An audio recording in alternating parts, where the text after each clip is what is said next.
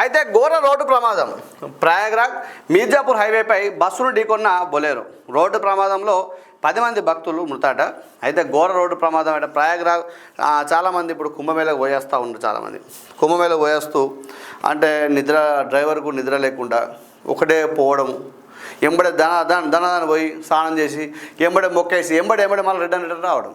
అయితే మీరు ఒకటి గమనించండి మిత్రులారా, మనము దైవ కార్యానికి పోయినాం.